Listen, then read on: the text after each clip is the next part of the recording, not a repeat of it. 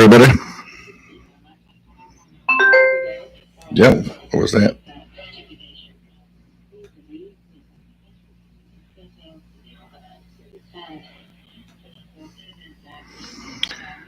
Okay.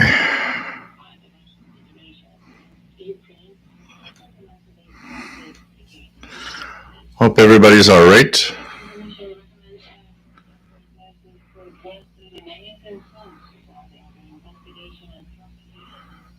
Something interesting here.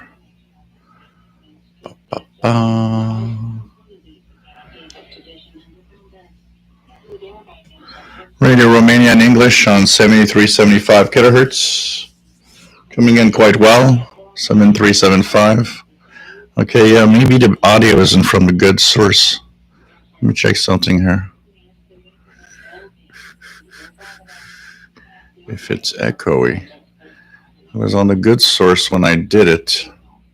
Let me check something here. I think it's on the wrong microphone. Let me just change something here. Let me check something here. That's off, that's on.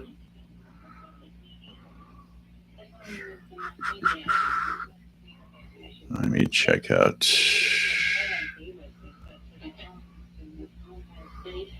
the options here. The options here. I think it is. Let me just check the volume. Oh, okay, I don't know why now. There we go. I probably bumped into the console. The console volume was like real high. The master volume was like 80%. So this should be better.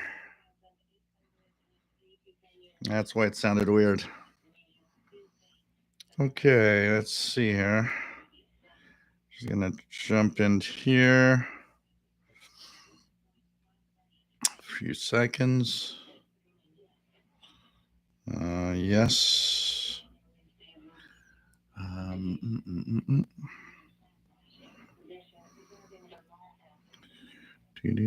Won't be very long. Making sure everything's all right. That's okay here. That's okay here.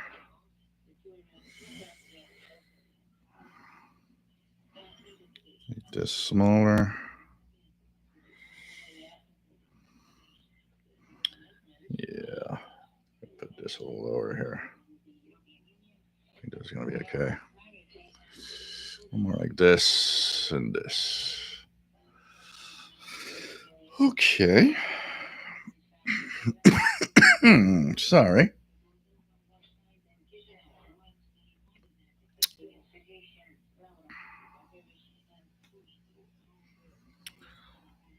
Here we go.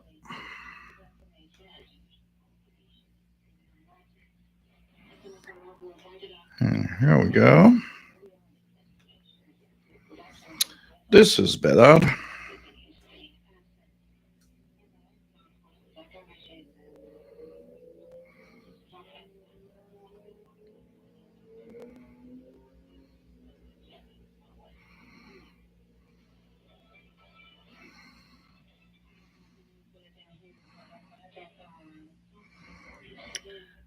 And last but not least, email. Check out the email. This is okay. I'm live. Apparently, I'm live. That's a shock. Okay, this is good. Take a few web pages open here. Hello, everybody. Welcome aboard to this Wednesday edition, Thursday for a big chunk of the world of the Shortwave radio show. And so Radio Romania, 7375, coming in really well in English right now.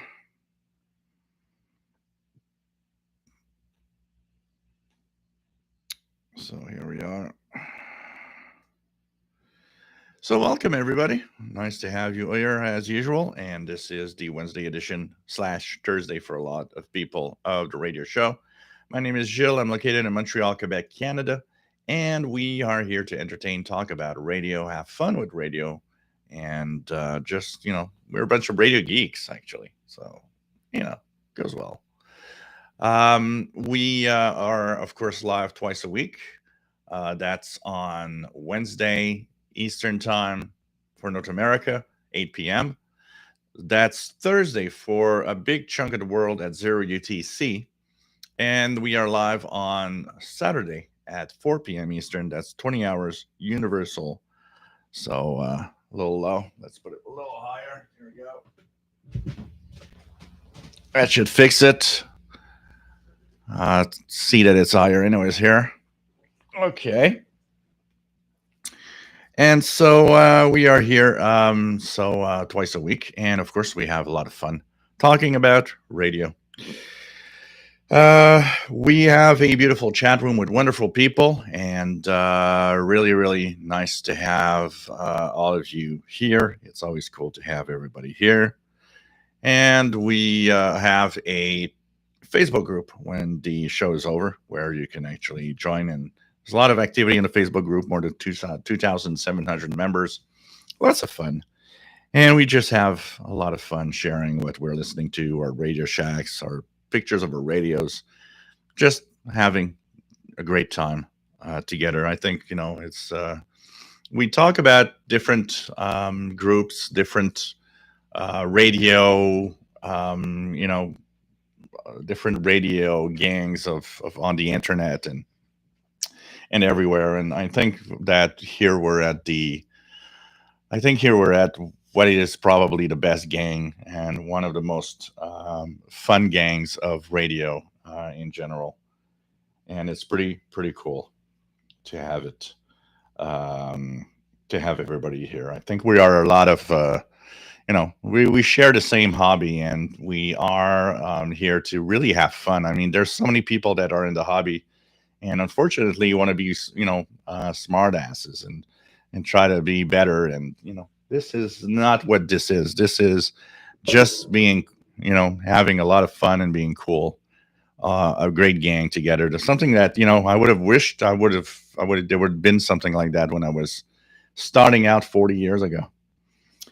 Before we start, let me remind everybody, and for those that don't know yet, that Saturday is the last show before I take a month of vacation from the live shows.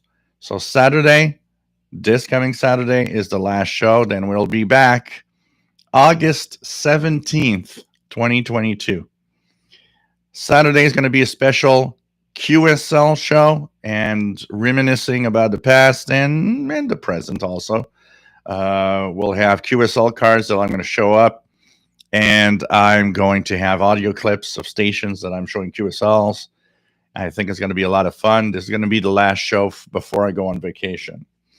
When I come back on August the 17th, it's going to be 40th anniversary show. So August 17th, I'm coming back on the 17th and maybe waiting for the Saturday show, which will be on the Saturday, the 20th. Maybe the Saturday show. I'm going to ask you guys, what would you like better for the 40th anniversary? When I come back on the 17th, or we have just a normal show. Saturday we do our anniversary show. Maybe you guys prefer to have it on the Saturday. I don't know. So I'm asking you guys the question, which would be for you the better time to have the 40th anniversary show? And we're going to have a lot of fun.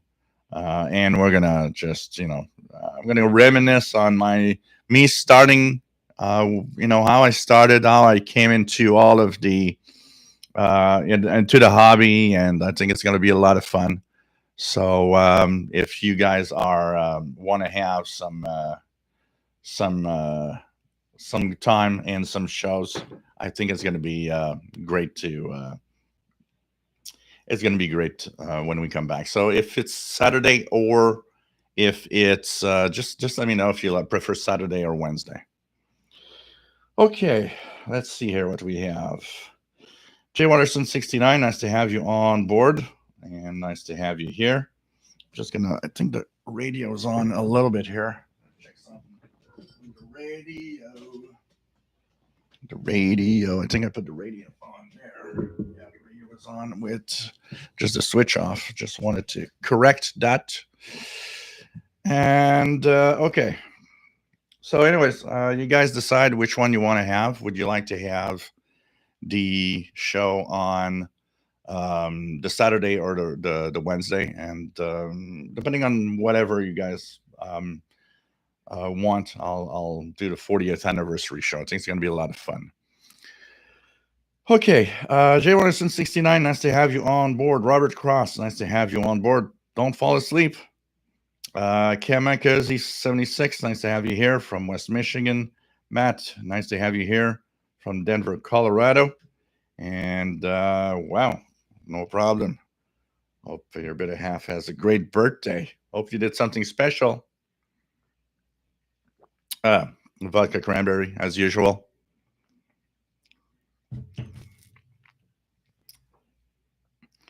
We have Francis Moore, nice to have you here from Birmingham, UK. Nice to have you here. Lord Kitchener, nice to have you here from Middle Tennessee. And thank you for the tip. Nice to have you on board, and thank you so much. Bobby Burgess from Morgan City, Louisiana, USA, WA5107 SWL. Paul, Southwest Michigan. Rob, nice to have you here from Phoenix, Arizona. We have Archer's Out of Crafter's Kitchen. Nice to have you here from Massachusetts. Enjoyed all of the Kenwood R5000 videos. There should be more. There's going to be some ICOM ICR8500 also. So that's going to be nice. David's Radio Room. Nice to have you here from Central Georgia. We have Zigzag. Nice to have you here. 10% off of a PL360N on Prime Day. RJDA Dakota. Nice to have you here. WA0113 SWL. From Wentzville, Missouri. We have Jetcrafter from Southern Maine. Nice to have you on board. David from Central Missouri. TVD Exter, salut, ça va bien, j'espère que tu vas bien toi aussi. We have Brad in Texas. Nice to have you here. N5LUL, WA5192SWL. Chuck, and N5KVO from South Texas. Robert Cross picking up a French radio station since last night on Longwave tonight. Cool. The name is nice to have you on board. Canadian Radio TV guy, nice to have you on board. Jeff King from Jacksonville, Florida, nice to have you here. Lauren Smith, nice to have you on board. What else do we have? 000 KD2ANN, nice to have you on board. Blind Picker W0RAB in Connecticut. Electro Bidouillard, nice to have you on board. Tim, nice to have you here. Where's the kitty? Kitty is outside on the back balcony, actually. Mike WX50, nice to have you here from Northwest Arkansas. Joe from Newmarket, Virginia. We have Greg, nice to have you here. Blind Picker, nice to have you here, Rob. Any pirates tonight? I was just looking at that, actually. Apparently, there could be one on 6930. UnID'd. I don't know if let's check it out here. If I'm getting not very strong, but there is Radio Thailand 15590, by the way. 6.930. Anything here? Yeah, definitely a pirate there. So 6930 upper sideband. Actually, it's, let me check that out. It's actually,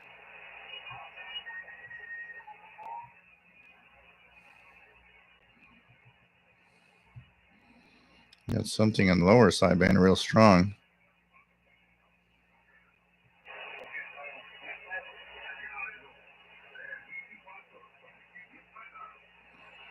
I don't have a Pirates on 6930, but I do have a very strong conversation, it seems, on 6935 lower sideband. 6935 lower sideband. But nothing on 6930 here. DJW883 from Southeast Pennsylvania. Thank you so much. Keegan DXer, nice to have you here from Northwest Arkansas. James Farley, nice to have you here from New Jersey. We have Greg. I want to know what brand of shortwave with SSB. Buy a Texan receiver. You can't go wrong. Anywhere from the Texan PL330 up to the Texan PL, the Texan H501X, you'll get a great radio. Patrick, nice to have you on board from Washington State. Skip Wave DX, nice to have you on board. John Beckham, nice to have you here from Northeast Florida. Michael, nice to have you here from New Jersey. Nice to have you back, Blind Picker. Been a while. TV Radio 1972 says, hey, New Jersey, bought a Texan PL330 yesterday. Couldn't pass up 10% off coupon on Prime Day, $72 US. Pretty cool. You'll have a great radio in there. What else? Let's continue going down.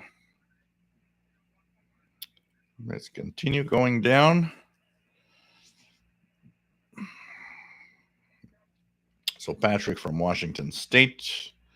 We have Jeff King. Nice to have you here. Greg, like I said, Greg, I got a Texan receiver. You'll have a great radio on the Texan receivers. Yeah, Francis, absolutely. The images from the James Webb Telescope is amazing.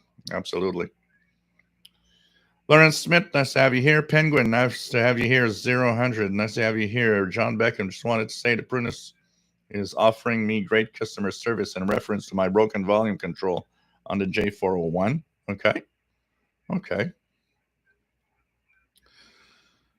What else do we have? Getting rid of the TV guy, be taking some vacation time at the beginning next month, heading out to my grandparents in Sylvan Lake, Alberta for a week. Cool. Where's Autocrafter's Kitchen? Was hoping for QSL show Saturday. Yep, that's going to be the QSL show Saturday. Absolutely. Thomas tomorrow. Nice to have you on board from Jersey. Jet Crafter can't always make the Wednesday. So yeah, I was actually, when I was thinking about the show, I was thinking about the fact that Saturday might be the better day for the 40th anniversary show, and probably closer to the actual date of when I got a receiver. I was trying to think about when I got it. And I remember I got the radio quite close to back to school. So that means probably the Saturday, 20th of August, is as close as it can be to when I actually got the Realistic DX100 in 1982. So we'll do it on the Saturday. Log 2112, nice to have you here. Sir Maximus Hardwood, nice to have you here. Keegan DX, I think most would be on Saturday's show, so that's what I'm going to do. Sean Finnegan, nice to have you here from Massachusetts. Danny, Shortwave Radio DX, nice to have you on board from hot and humid Yonkers, New York. This was here yesterday. Yesterday it was crazy humid. What else do we have?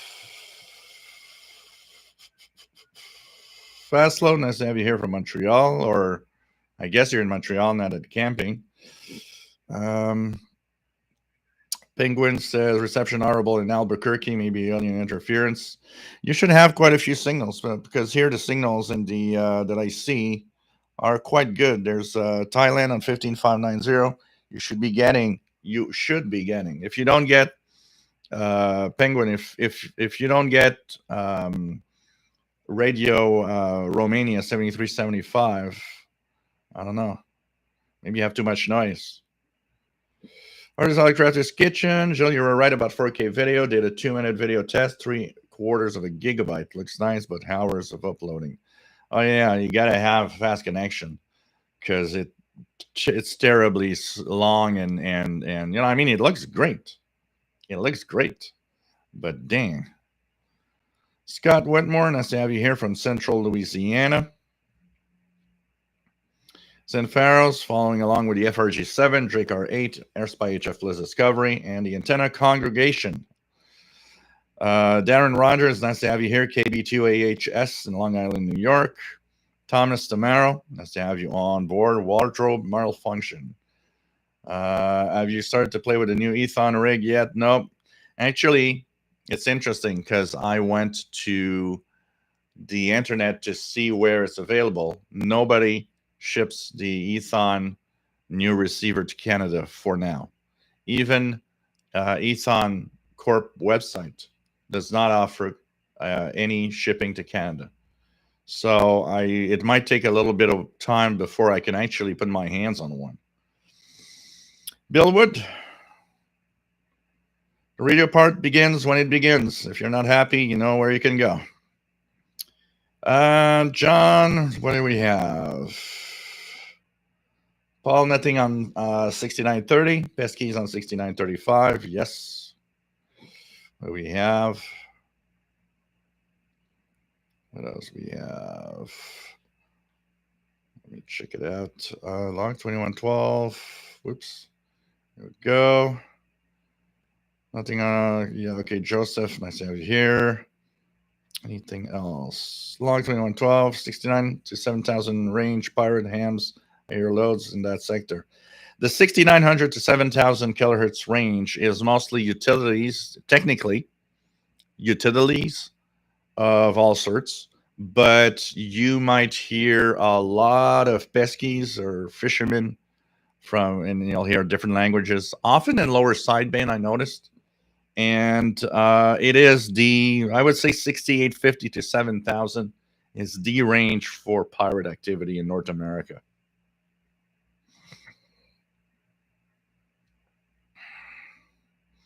Chas Tank, nice to have you here from Louisville, Kentucky. What else do we have? Lord Kitchener, also, thank you. Got myself a PL330 to take with me on camping trips. Received. Decided to get a Yaesu FT991A for the tech license. Cool. Pretty cool. Never too late, man. Never too old to do anything. 0-100, 6935 Marine Comms, fishing boats. It's not a marine band. It's really, take the conversations you hear like it was on 6935. And the what you hear there is mostly like, you know, fishermen using whatever two-way radios they have to communicate together on the HF bands. It's not a marine band, but they just like log on to whatever frequencies they have that actually works and doesn't have anything else for interference, and they just go on the band.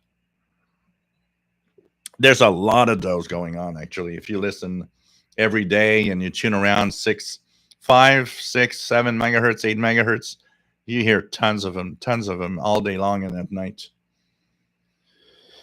What else? Born to Fly, nice to have you on board. KO4DJT. Paul, AA1SU from Northern Vermont, nice to have you here. I'll have a little announcement concerning a special event station I'll be operating this weekend, by the way. What else do we have? WX50, getting Radio Romania 7375, but a ride a week right now on the Panasonic RF 4900, Northwest Arkansas. Yeah, the further west you are, I guess the weaker it is. It's really mostly for the East Coast. John Beckham has 7375, nicely in Northeast Florida.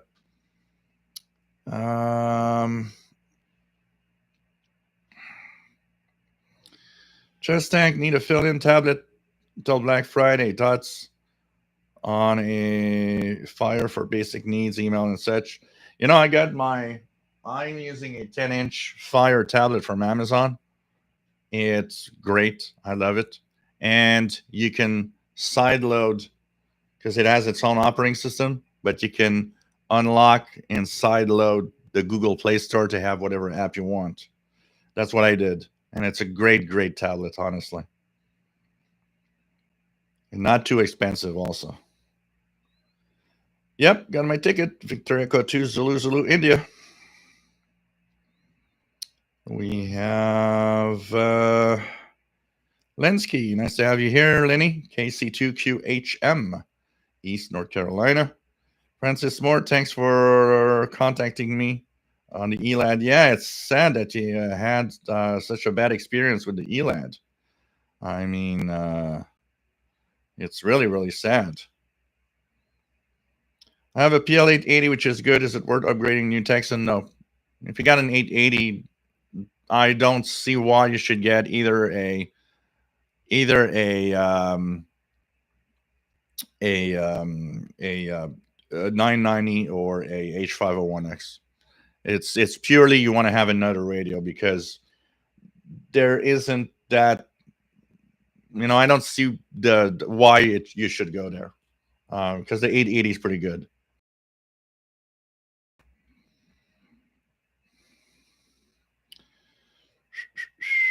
Okay. Sony turntable, $30. And that's pretty cool. Any Shortwave Radio DX, that is the one I have. 10-inch fire tablet. You can't go wrong with that tablet. Oh no, it works great. It's not the fastest tablet around, but price versus performance, plus you can sideload the Google Play Store. You've got a great tablet, and it does everything that I'm super happy with mine. The PBRSTG, nice to have you here from the Green Mountains of Vermont.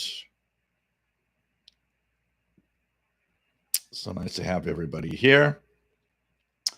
So I got a few questions that have to do with shortwave that I'm going to answer, actually.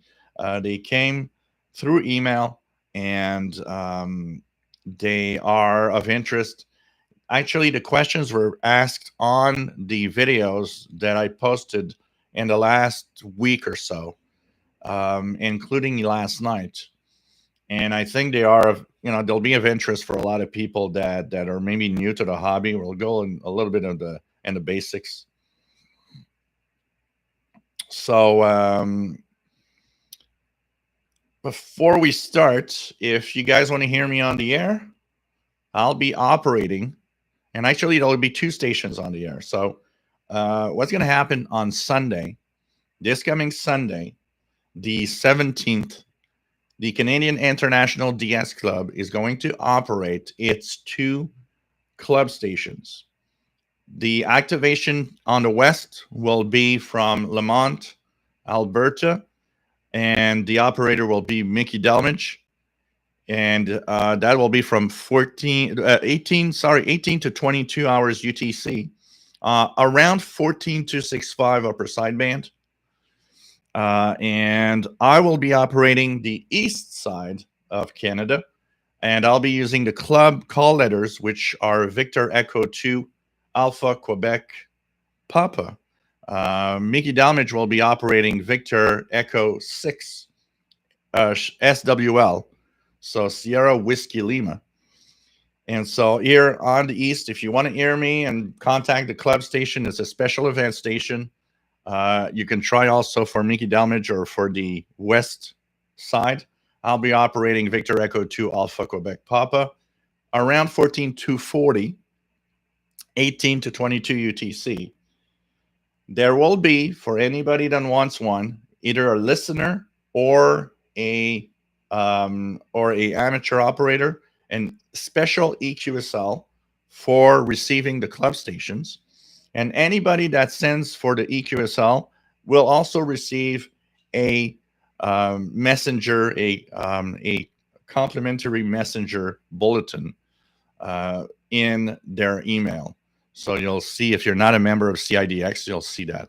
So it's going to be operated from 18 to 22 UTC this coming Sunday. I'll be the one behind the east, and there's going to be the one about the west. And I think it's going to be a lot of fun to see how many stations we actually contact. Of course, this is in celebration of the 60th anniversary of the Canadian International DX Club that was created in 1962.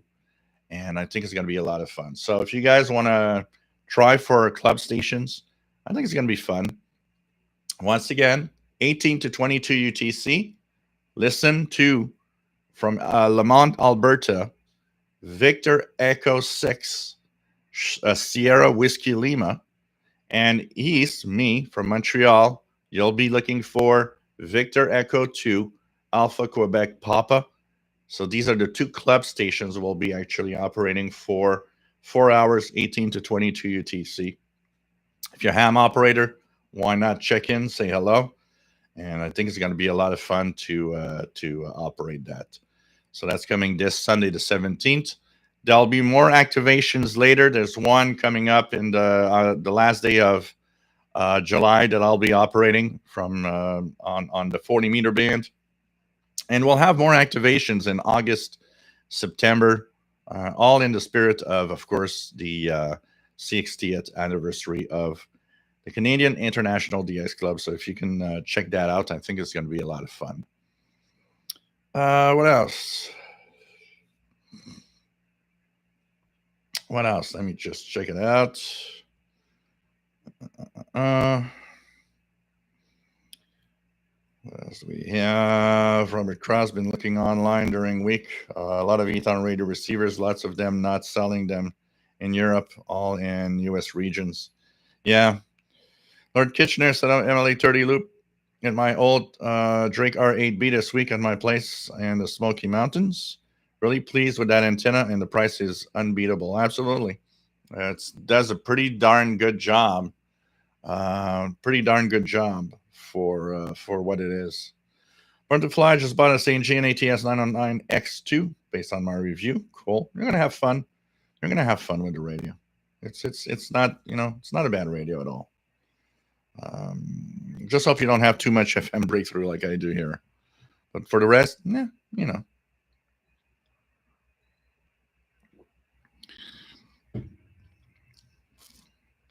Mind of the X50, you guys talking me into ordering an Amazon tablet. Yeah, this is the one I'm using. This is right here, actually. It's what I show you. When I show you stuff sometimes, it's this is what I'm using, actually. So pretty nice tablet, honestly. Very, very happy with it. So this is a 10-inch version. And if you're a little techie on the side, you can actually just follow instructions on the internet, where you'll be able to get the true Google Play Store, because it comes with the Amazon App Store, because it's kind of locked down when you get it. And the Amazon App Store is a little crappy on the side. We'll just say that. It doesn't have as much stuff on it than the Google Play Store. So really, really happy. This is a great tablet. Honestly, I've purchased at least 4 or 5 tablets in the last 5 years. It's the first time ever that I'm actually very happy with a tablet. Which Texan radio has SSB and smallest size for portability? Texan PL330 is small, very, very good. It's pocket size. Texan PL330, I think that pretty much fits what you want.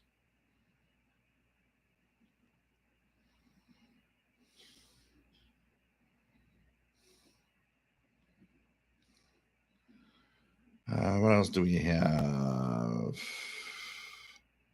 So like I said, Canadian Radio TV guy, it's for the West, for the VE6 station, around 14265 upper sideband.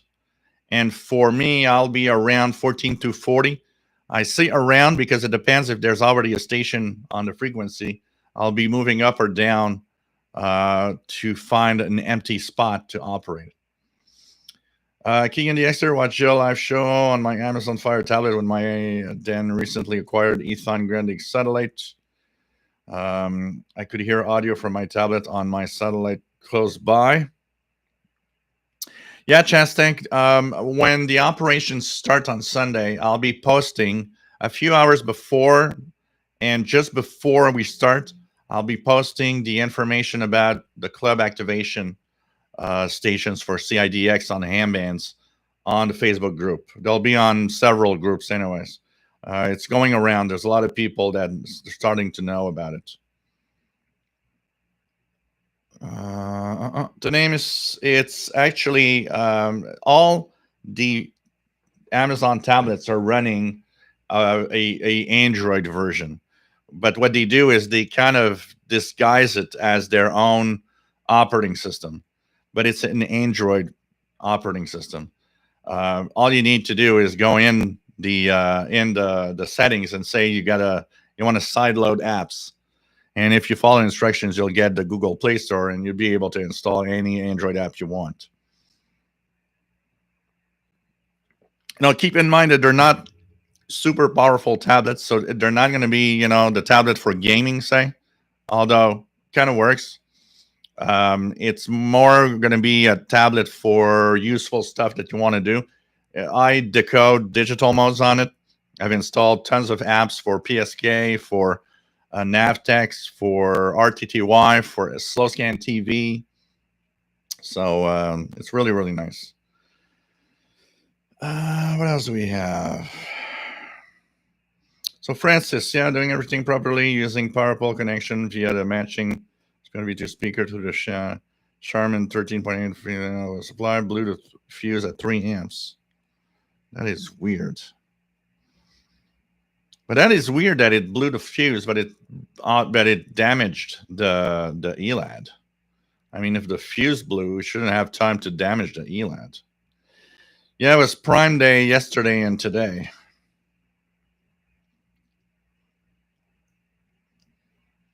What else do we have? John Mickey, I've been researching the new radio by XH Data, the D368. Huh, okay. So I'll repeat it again. Yep, the VE6 SWL in Lamont, Alberta will be on 14265, plus or minus a few kilohertz if there's a station. I'll be operating VE2 AQP on 14240 upper sideband, plus or minus 18 to 22 UTC.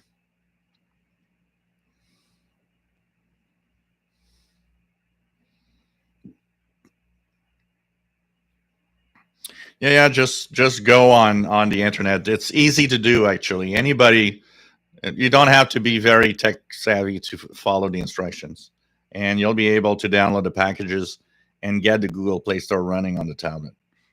Just be careful to follow the correct instructions, because it's easy when you sideload apps on Android to sideload a virus, because they want you to try to sideload stuff to get viruses. But if you follow the correct instructions, you're going to get the Google Play Store. Actually, a lot of people don't know that. I got a few people that when I talked about it, I think it was last winter, somebody said, "Oh, you can get a Google Play Store on that?" I was like, "Yep, you just got to sideload it." Matt is going to try to work me and Mickey on Sunday. That'll be fun. I hope it's going to work. That'd be cool. And I don't know, depending on how tired I am after the 4 hours, I might take a little lunch and then maybe come back on the 20-meter band or 40 meters with my own call. I'll see that on Sunday.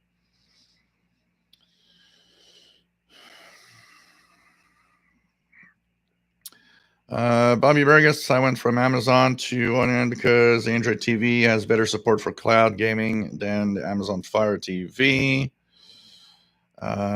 Joseph 15590, Radio Thailand, coming in real strong in the California coast.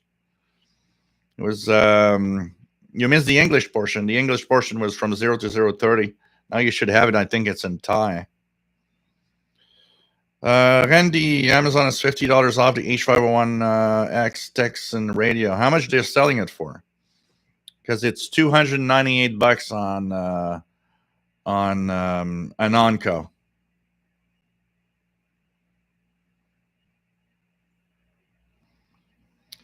Dave Johnson, nice to have you here from West Coast of Michigan. Lord Kitchener, PL330 can go wrong, receives 95% of what my H501 can receive. Sound quality, not near as good. But, you know, it's a small radio, and it's not the same quality, that's for sure, for the audio. But still, the 330, for the size of the radio, is surprisingly good in audio. So I was a Sony man until I was educated by Joe. What else do we have? Chance Tank DR108 is on sale for $42 plus minus 2. It's been a good portable for me. Got mine for $14 US due to Amazon glitch. That was a good glitch. Timothy Gunter, nice to have you on board. And he likes the U20 SDR.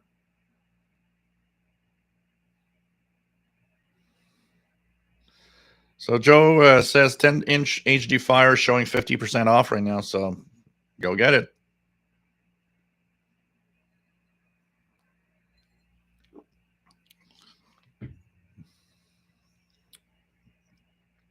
Yeah, and also does work like Michael says. If you put good headphones on a PL330, you'll get a great radio. Oh yeah, Mark Cope, exactly. There's YouTube videos, there's websites. Very easy to install the Play Store on the Fire tablet. Then you'll have the best of both worlds. I purchased mine mine I purchased the day they got the new version out. So I paid more than probably it is today, but I wanted to have the new one immediately. When I got it, I was not expecting too much because for the price that it is, and 10-inch, you're kind of wary of how good it could be actually. And I was expecting a slow tablet, and it's surprisingly fast compared to another 10-inch that I had that was like $20 difference. So it's pretty surprising, and I think it has to do with maybe Amazon subsiding the subsidizing the tablet a little bit, because you can buy stuff from Amazon with it. And in reality, it may be a little more expensive than it should be if it would be another brand. And I bought it in the spirit of I wanted to have a big 10-inch screen to read ebooks and magazines. And it turns out it does a lot more than that for me now. And I even use it, like I said, to decode digital modes on the HF beams.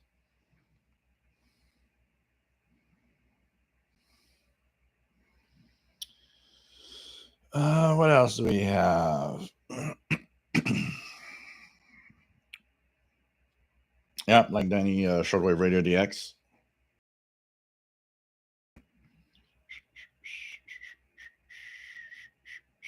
What else do we have here?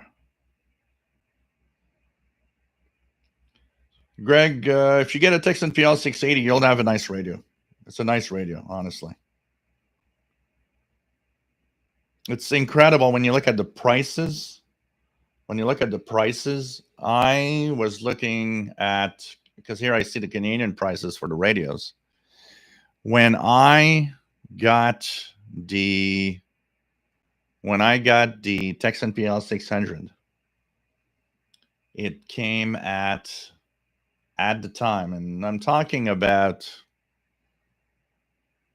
2012, 11, 12, 13, I don't know. I paid 78 Canadian dollars for it, something like that. And that was, first of all, one of the reasons is because back in 2012, 11, 12, 13, the Canadian dollar was at par with the US dollar. So we had the same purchasing power. But also, prices were lower. It's 10 years ago. It was surprising.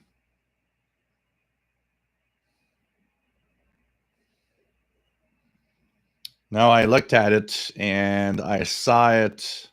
I think it was on Amazon that I saw it yesterday.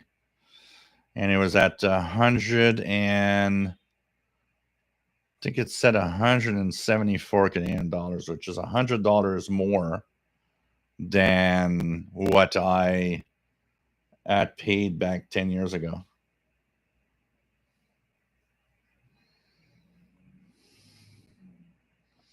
Born to Fly for all here interested in shortwave listening. I recommend this channel, extremely airful.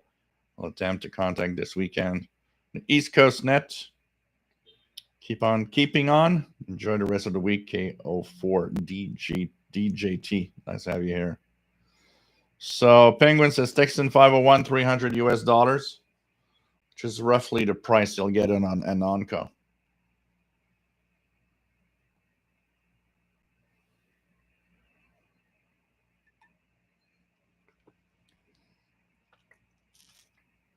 Paul has music on 6928 Upper in Southwest Michigan. And yes, I see it here. I actually see some stuff here. Pretty strong stuff.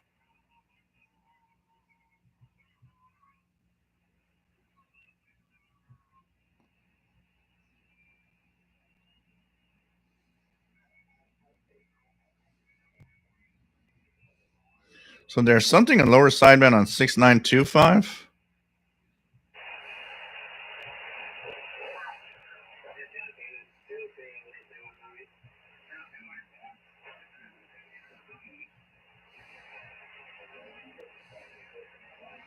And I see something on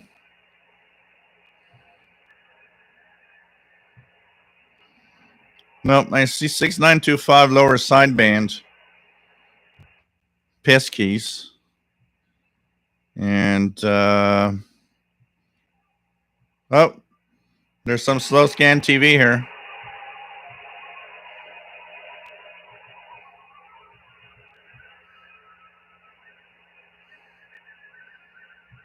What I'm going to do is I'm going to put SSTV app here.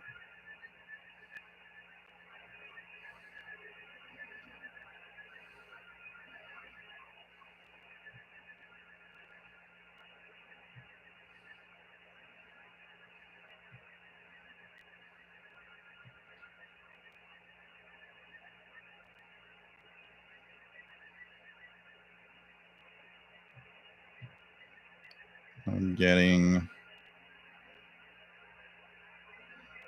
getting the proper entry here.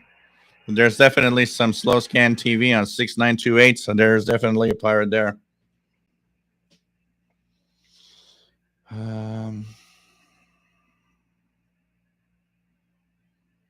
Eton Elite Executives is tuning smooth. Nope, it's a it will have the soft mute.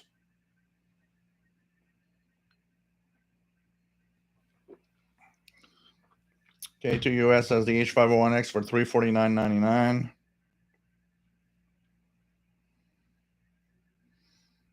Oh yeah, absolutely, John Becken. I mean, when I was receiving my DX station from Florida the other day on 96.5, one of the great features that was helping out is definitely RDS. If you're an FM DXer, the RDS functionality is a must. You need to buy a radio that has RDS. Don't buy any Texan. None of them have it. Do buy something with RDS if you're FM DXer.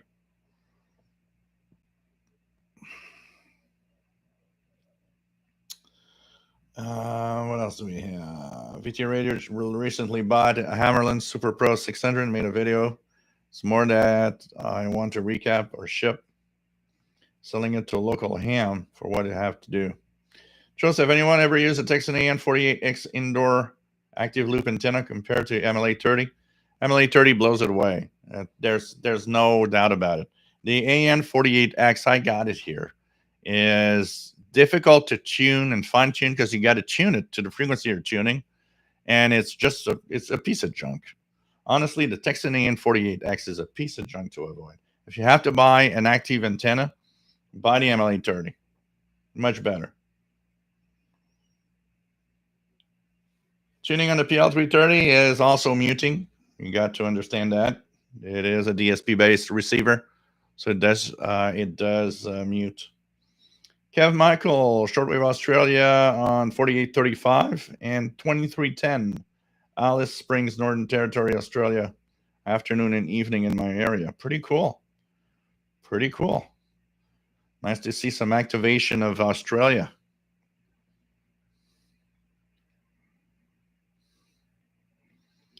Chess Tank, I want to thank everyone for the info. I knew you guys would have good info. Richard Wagner, okay. About a 10-inch fire tablet. Oh, man. Okay, the fuse on the lead blew. Checking out resistance on lead, and it was dodgy. Plus, checked the power supply, and it was well within range. Huh. King in the Xer, 2 listings for the Eton Executive. Amazon shows prices $199 US dollar and $133. Yep, SSTV fast load. Fire station is sending slow scan TV pictures. 6928 upper sideband. John Beckham is hearing Spain on 17855.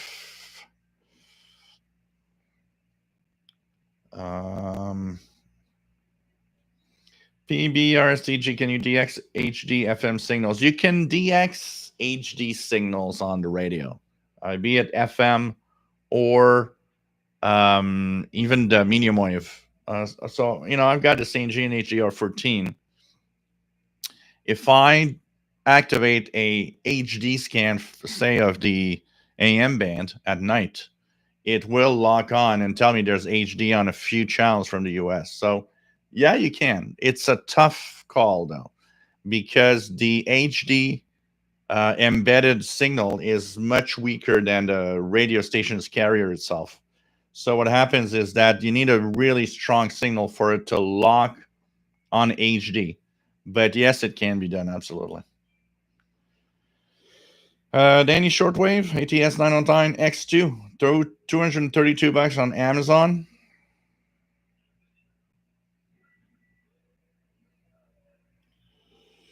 Kev Michael has the St. Jean 909X with the RDS on the FM band DX. F-Tech, hello there, my friend.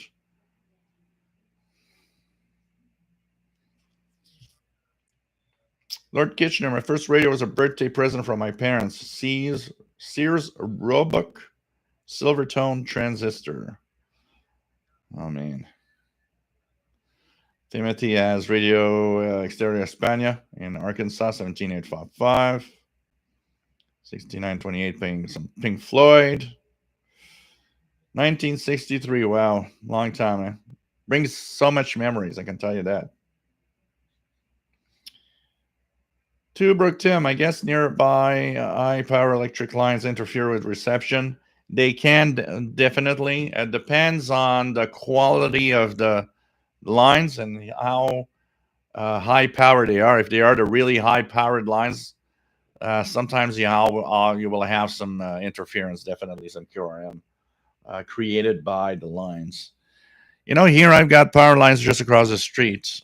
They seem to be rather quiet, and most of my interference doesn't seem to come from there. It really depends on the lines, the distance, how well they've been maintained over the years. But definitely it could be a problem. Storm radios and cats, good evening. Did anyone in Kentucky see the low-flying C-130s and hear communications? So, yeah, a Link 11 NATO signal there, 6942 to name us. It's always there. It's always there. Mark 2112, Arkansas, well represented tonight. Yeah, there's a few states like that. Arkansas, there's Massachusetts, pretty popular one.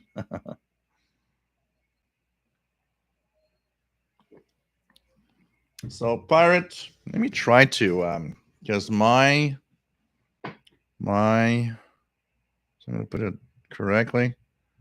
My SSTV. I'm going to change a setting in Windows, and I'm going to put mix sound setting because I'm going to turn on the SSTV software. And So audio, D, choose a device for recording. Stereo mix, stereo mix. That's going to be the default here. There we go. Now let's go, and I'm going to turn on SSTV. Hopefully it'll lock on to what I'm listening. Yeah, I think it is. So when there's going to be some slow scan TV, I'll be able, oh yeah, that's going to work. I'll be able to decode if the signal's strong enough.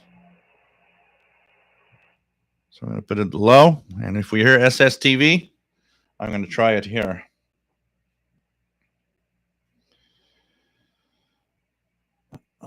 What else do we have? John Meckham, do you remember the old Western auto stores featuring the True Tone radios? Rings kind of a bell. Rings a bell. I've had something. I've heard something with that. Yeah. 2SD251, Jim. Nice to have you here from Cleveland, Ohio. Ghost Bit. Just getting into shortwave listening. Is there a resource for ranking receivers? Do you have a recommendation as a first radio, say up to 300 or so? Look, honestly, for starters, I'd start with a Texan PL330. It's around 75, 80 bucks. It gets everything. It has single sideband. And from there, if you enjoy the hobby, you can move up into something else. And look at my channel. There's tons of reviews of radios. I'm going to post probably before Saturday's show. I'll try to do it tomorrow. Maybe I'll try to do it tomorrow. I'll be posting 10 videos, which will be my top 10 receivers of 2022 right now. So you can also check these videos. I'm probably going to post them tomorrow.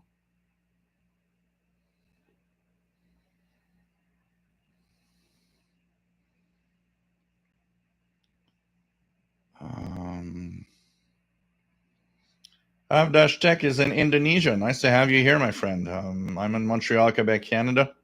He's got a Dell laptop. It interferes with his radio and shortwave bands and medium wave. A lot of laptops and computers are enemies of radios, unfortunately. Ceodon D808, H8 or XH Data D808 also. Another great one. Absolutely. Francis Moore, I have a Mint ICOM ICR 8500. Works perfectly. If you're in my shoes, would you keep it or sell it? It has no faults and looks like it's just come out of the box. I don't think I would sell it. It depends what you. Why would you want to sell it? And it's a hard thing to decide because I'm not in your state of mind of what exactly would you like to do and want. You've got a great radio in the R8500, so it's a good shortwave receiver. It's nice desktop radio. It has superb reception on the VHF UHF range. So you got there a great radio, honestly. If you would sell it, I don't know why you would want to sell it. I would probably keep it if I were you, because I got mine here. I would not sell it. Any shortwave, Sangean PRD5 portable radio with digital tuning and RDS, 76 bucks on Amazon.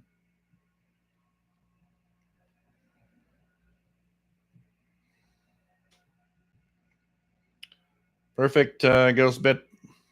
Okay, Michael, what is the SSTV frequency? It's 60. It's a pirate here, 6928 per sideband. Pirate I'm hearing right now with some music. Adolf, nice to have you here. Got a Kenwood R2000 that receives, but the VFO will not let me tune. Any thoughts on what is wrong? Isn't there a key lock on the radio? Make sure that the lock functionality isn't turned on, because there's a lock functionality so that if you bump into the radio, it doesn't tune away. I would look at that. Maybe it's just that the lock feature is on. So that won't let you tune around anywhere. Unless there's something really wrong with the Kenwood itself. I would start by looking at the lock. Is the lock feature turned on?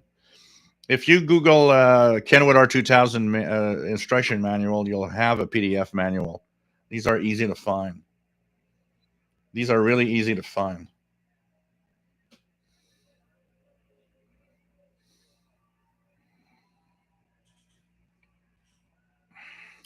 Cliff Moore, because Joe had purchased a Texan 680 a few months ago and could not be happier.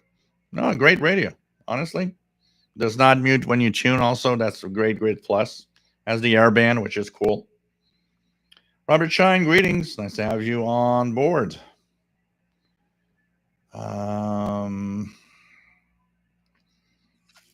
Mike WX50 is getting 14670 in Northwest Arkansas for CHU Canada.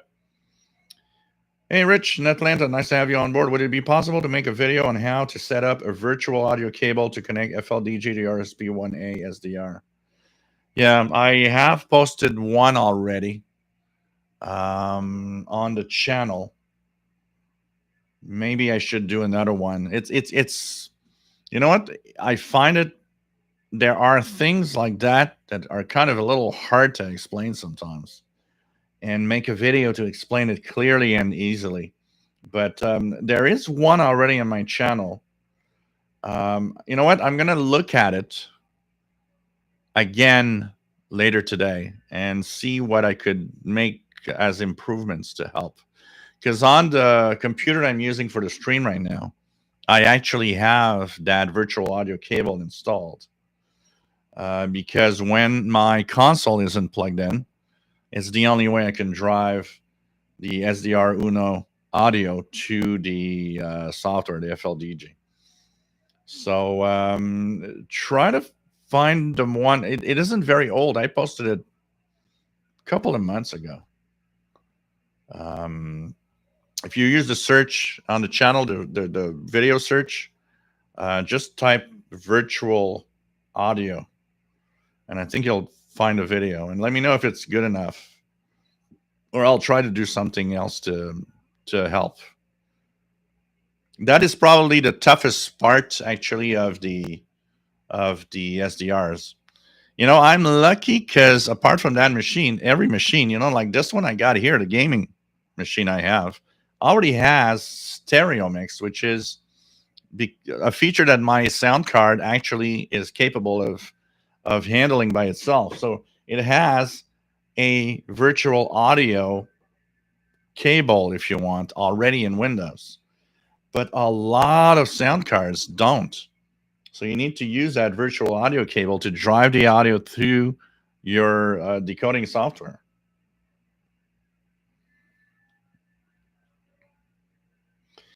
Others Other Crafters, what time have you been listening to Radio New Zealand? Usually I will listen. So Radio New Zealand, I listen at night because I'm not a early riser, which means I'm not early enough to get the morning Radio New Zealand in general. I'm still asleep. So my Radio New Zealand is going to be at night. Here it starts getting pretty good, usually around 03 UTC, sometimes a little earlier, 02, 0230 UT. It gets its peak signal, the really best signal, usually between 04 and 05 UTC. It's like at its peak, it's the strongest here in Montreal. Now, it conflicts with another station I want to listen to at 04 because I like listening to the 04 UTC BBC World Service in English from Madagascar, which comes in so well on 9915. So I will listen to the BBC, and sometimes if the BBC World Service isn't super interesting, I'll switch to Radio New Zealand on 15720. But that's, you know, like at 04 UTC, which is local midnight. A good Robot 36 for Android. If you're looking for a good slow scan TV decoder on Android, I think pretty much There's Droid SSTV also, and there's Robot 36. So two choices: Robot 36, and there's this one which is Droid SSTV that work quite well, and so you have these two choices, basically. These two choices, Robot 36 and Droid SSTV. For Navtex, I use Droid Navtex, which works great for decoding. I've actually still the text from the last decode that I've done. Droid Navtex from decoding the Navtex transmissions of the different stations. You could see here my last decode from, I think that's Iqaluit. So these are nice, nice decoding software. If you're looking for decoding weather facts, there's a HF weather facts software, that's also quite good at decoding on the tablet.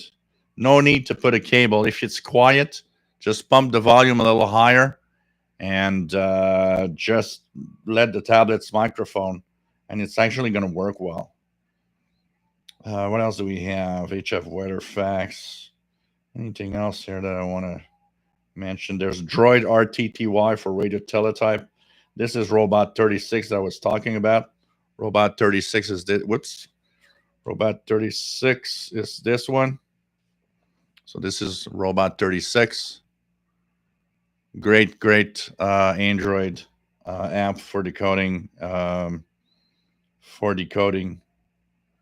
the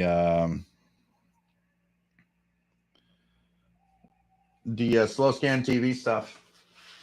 On Windows, I use SSTV. It's not been updated in a long time, but it works great. And it's automatic. Its auto decoding is really good.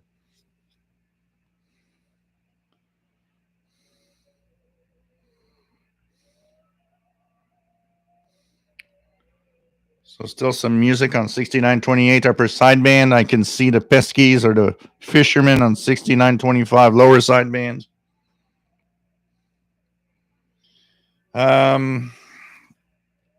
What else do we have here?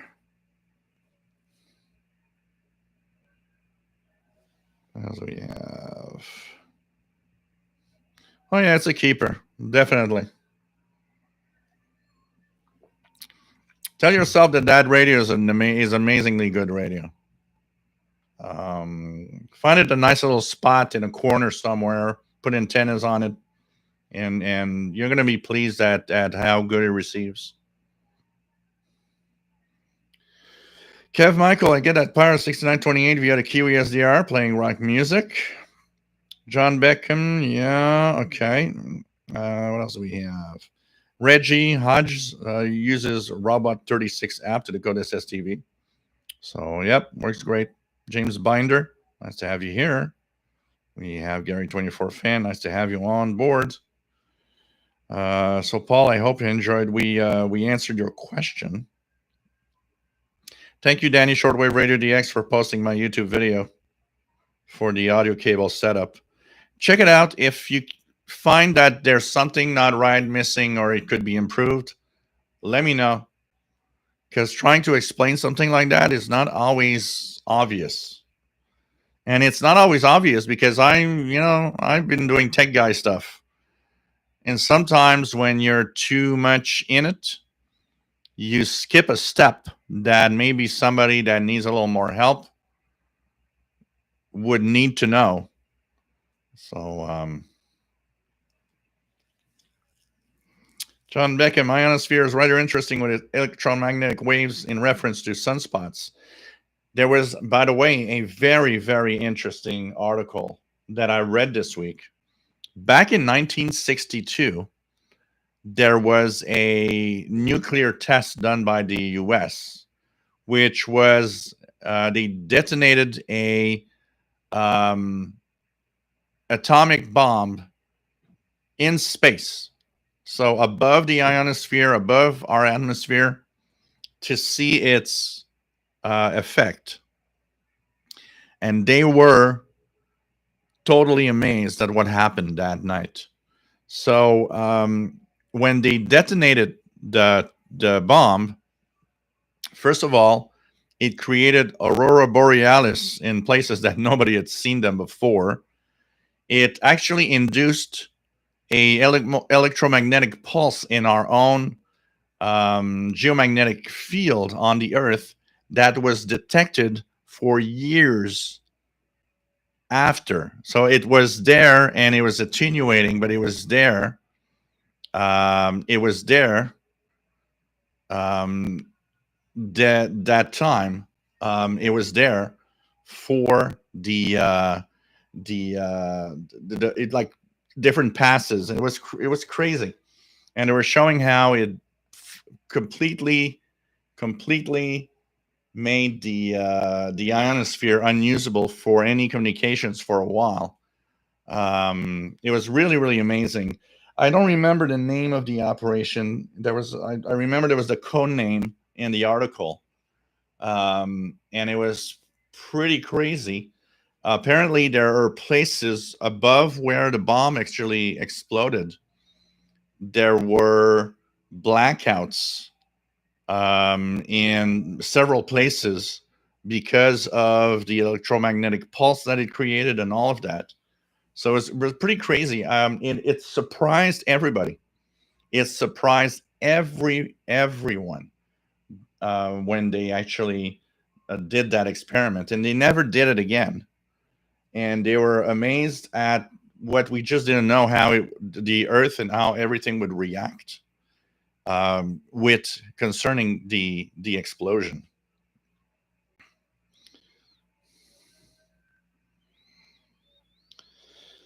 What else do we have? VT radio. I'm probably too close to get you on 20 meters, but I'll try the Alberta station VE6SWL. You'll have another occasion, Paul. I'll be on 40 meters at the end of the month. So on the 31st, I'll be on 40 meters from 22 to 02 UTC.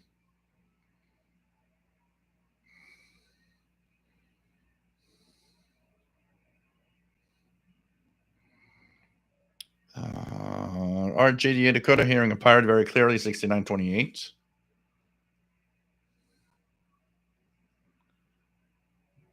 What else do we have? Cool. I tried them tanks. I have trouble with my virtual cables on PC. John Beckham. And if there's anything that you want to have as a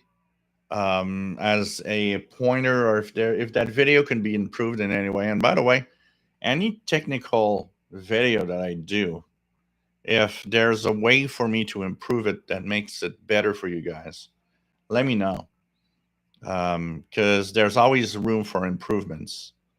That's definitely true. And sometimes I'll do three or four versions of the same video before I'm kind of satisfied as, yeah, I think this one's the good one, So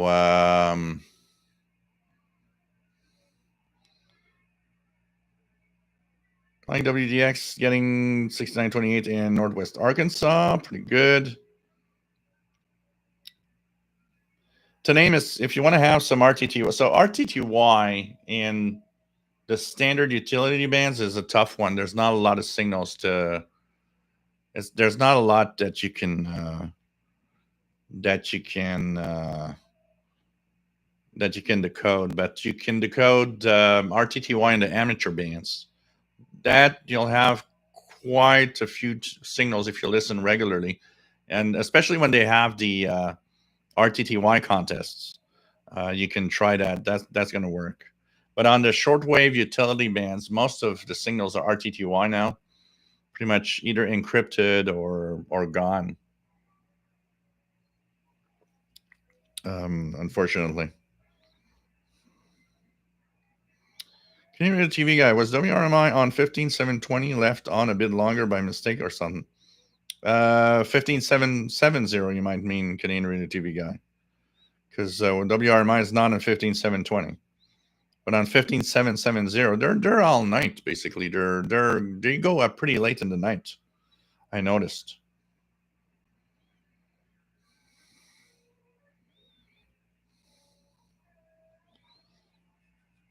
Anybody has a problem with the sound? Any shortwave installing your virtual audio cable software is simple. It is getting it up to your SDR software and the decoder. Yeah, it's really just the explanation of all of that. Let me just check quickly because I want to try to get the. I want to try to get that.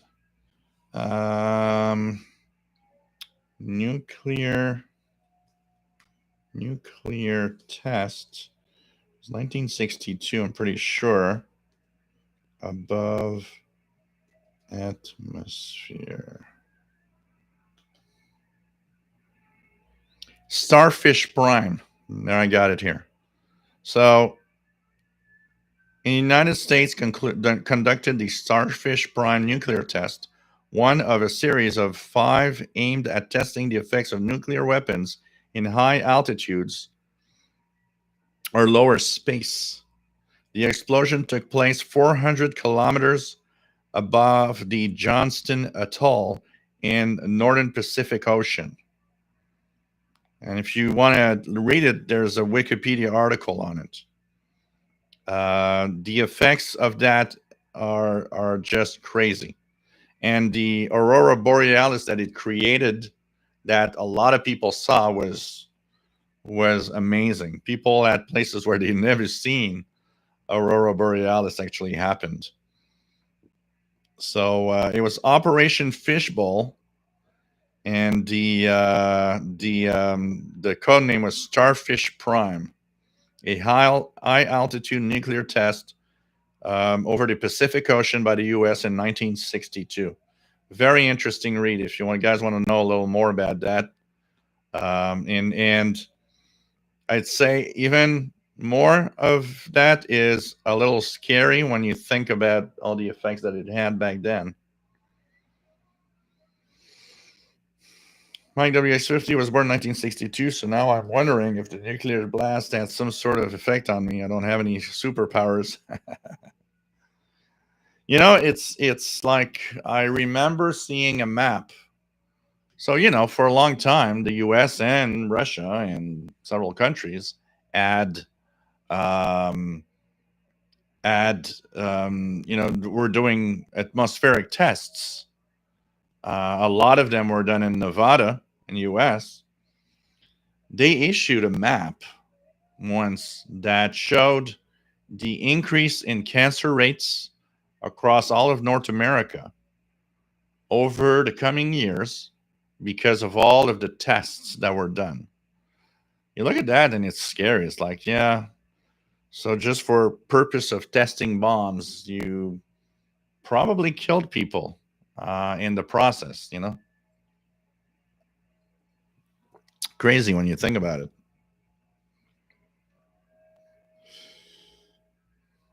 Keegan DXer has DX powers. Those are the best.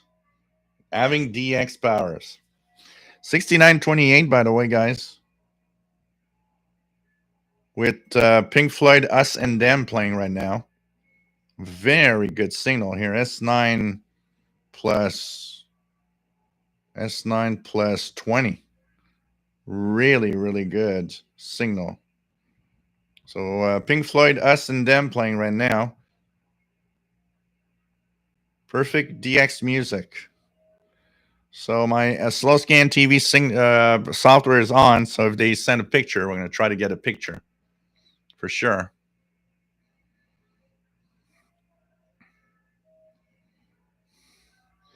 Danny, Shortwave Radio DX, Trinity and Beyond, the Atomic Bomb documentary is a great movie about that.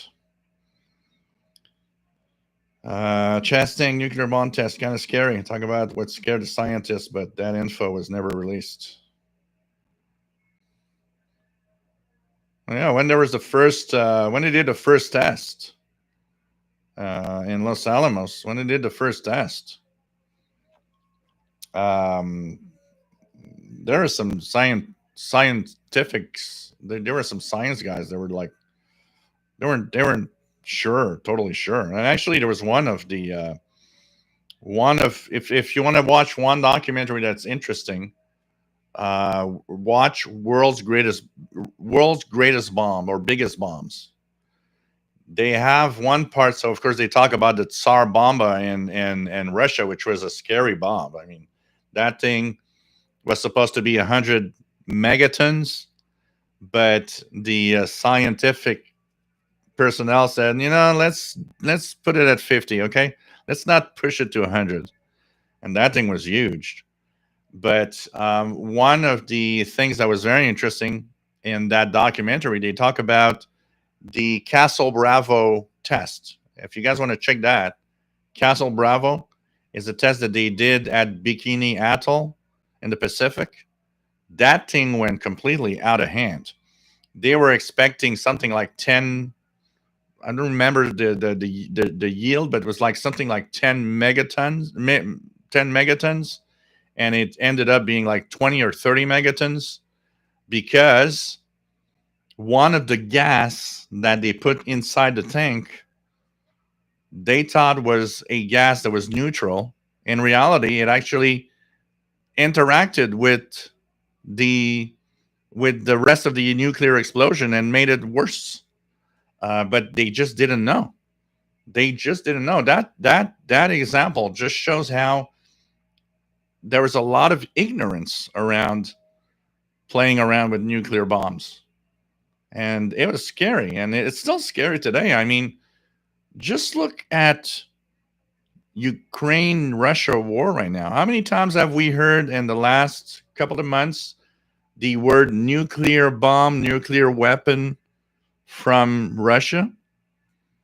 Russia still has enough bombs to kill the entire planet. The US also. You know, I'll be very blunt here, but the US and Russia pacts of let's, take out some nuclear weapons is a big joke. Because all you did was probably remove the old ones that you didn't want anymore, but you still have power to kill everybody. So it's a big joke. There is no such thing as, oh, we reduce the nuclear threat now. No, that's not true. Okay. And even though we don't hear about it today,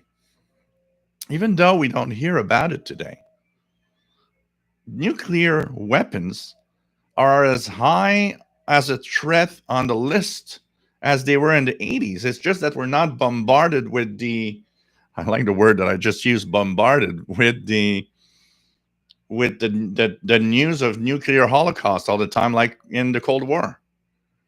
But look how it's coming back somehow in another way with Russia and Ukraine right now. It's crazy.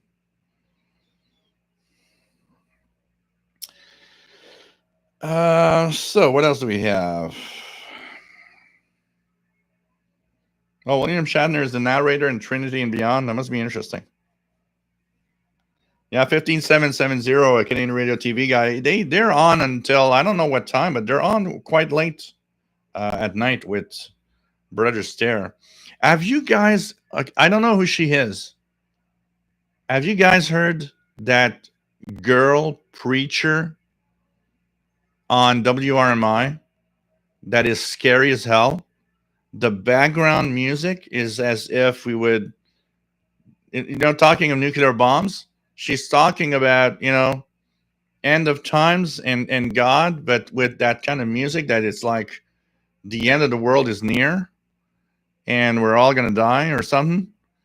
I stumbled across her broadcast a couple of times in the last couple of weeks. Dang, that thing is almost scary. Brother Stare sounds like, nothing, like a joke. And it's on WRMI. There's a background theme music that's like very gloomy. It's really gloomy. And I'm like, whoa, this is almost scary stuff.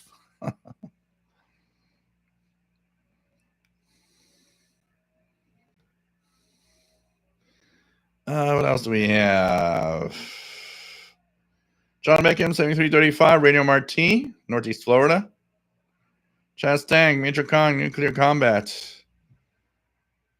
So the thing is, I think your fella's going to get some big promotion report afterwards.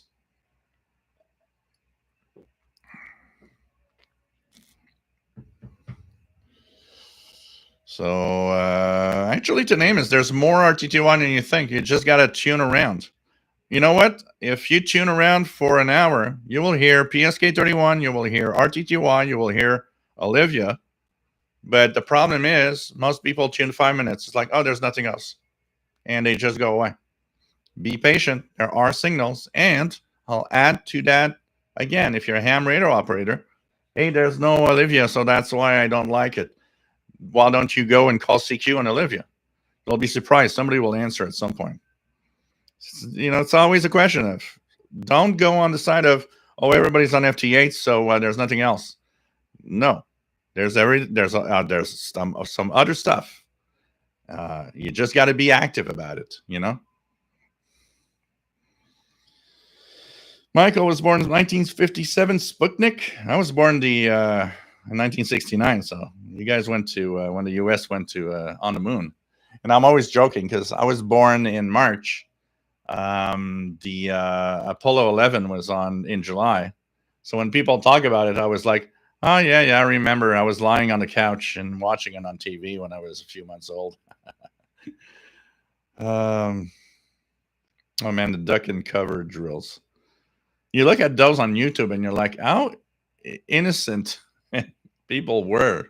You know, it's like, yeah, just get in a corner, put your hands behind your neck, and you're going to survive that nuclear blast. Yeah. Penguin, I went to underground elementary school in southern New Mexico, built due to the possible nuclear fallout. Wow. Imagine as a kid how it probably had an impact on you. I'm going to an underground school because there might be nuclear fallout. Youch. Forrester, nice to have you here from Wilmington, North Carolina. Kev Michael, I've been having a hard time with CW on QSDR. It is all just letting Francis Moore says, oops. Let's just go down here. Churchill, I'm looking at it now, so well made. I like dials and buttons and tactical things. It's easier for me and the dyslexia problems.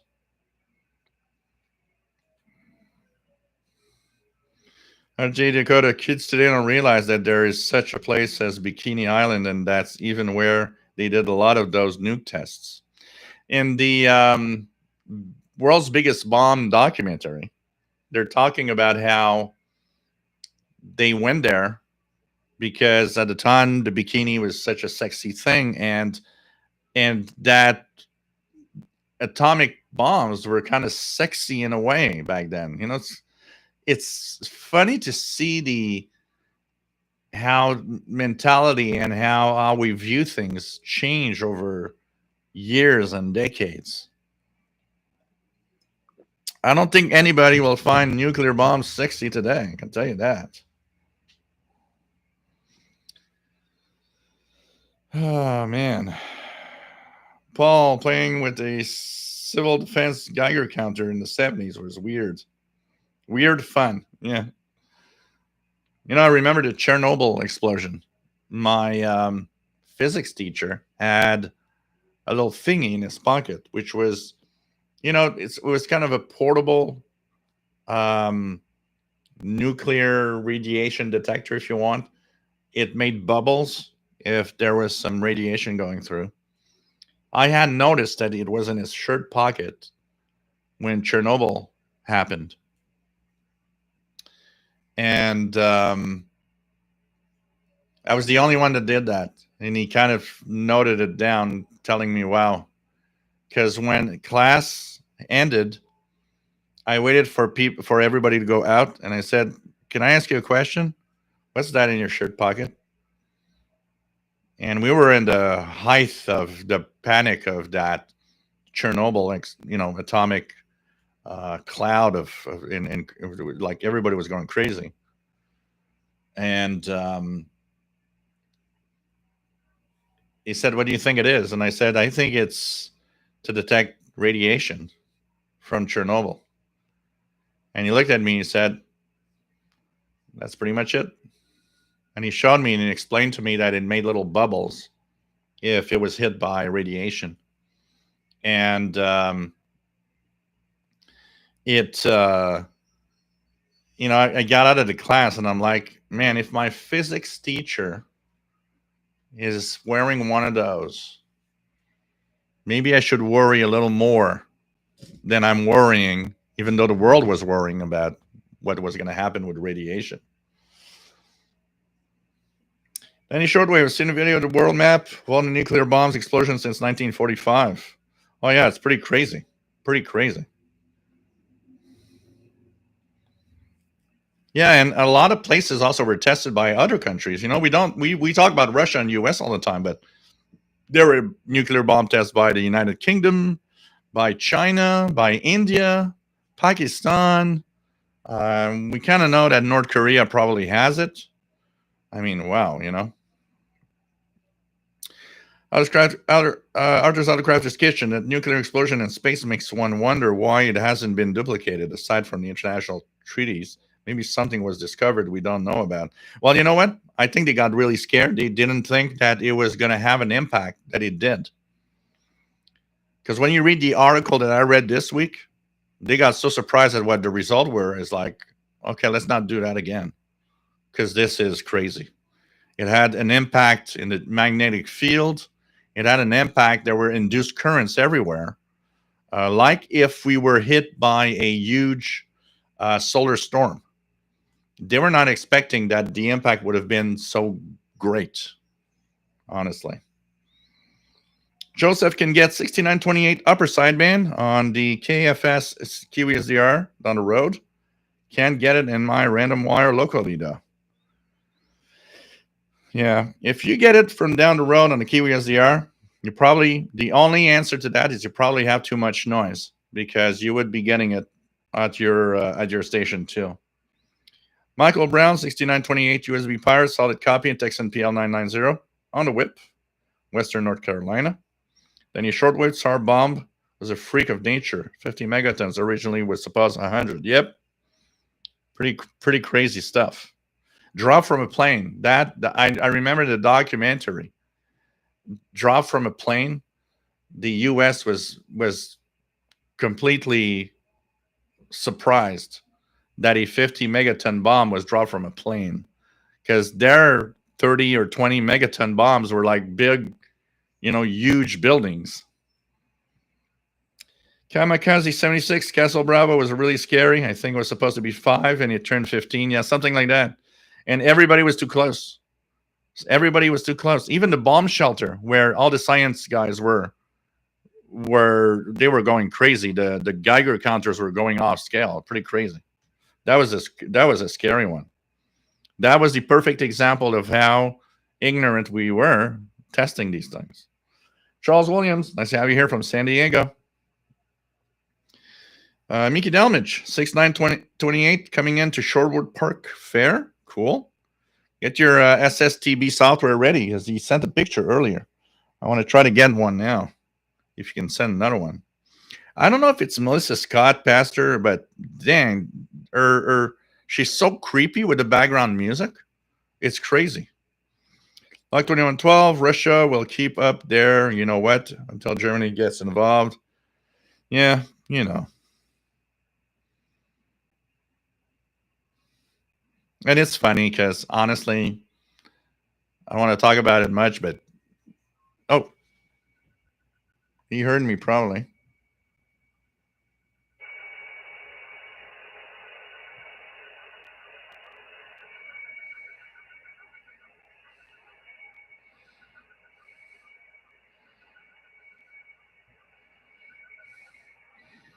Very noisy to code though.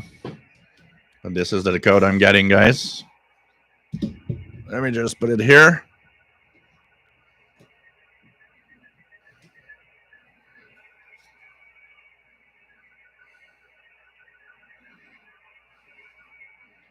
That's the code of the SSTV and a noisy SSTV, but we kind of see the shape of the picture there. I don't know if you guys are decoding it better than me.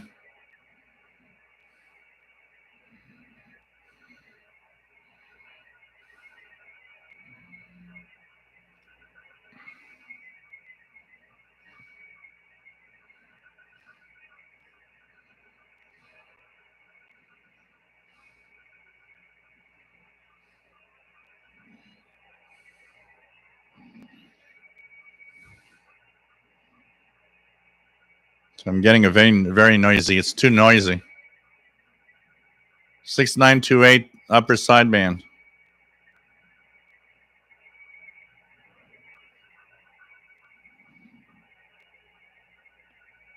Some kind of cartoon character that I have a hard time identifying.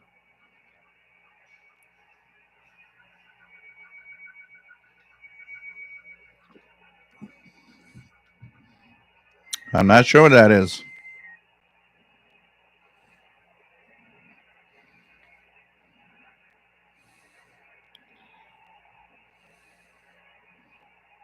So that's the picture that's been sent that I got here from 6928 upper sideband. And they seem to still be on, so kind of interesting. Is it from Shrek? The donkey from Shrek? I don't know. A little rough on the picture quality there.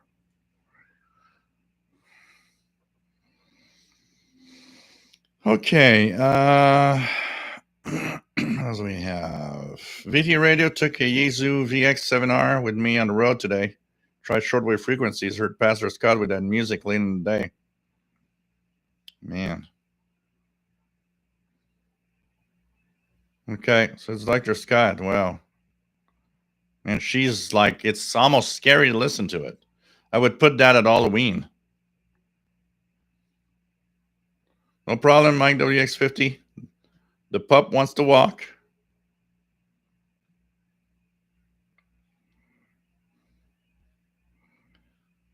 Okay, let's just go down here.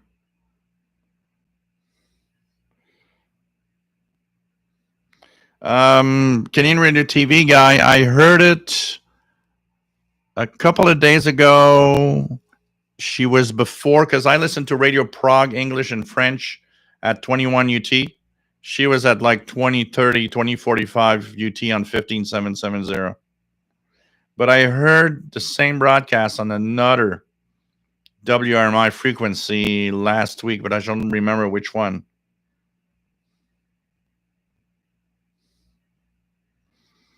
Who runs Overcomer now? I don't know.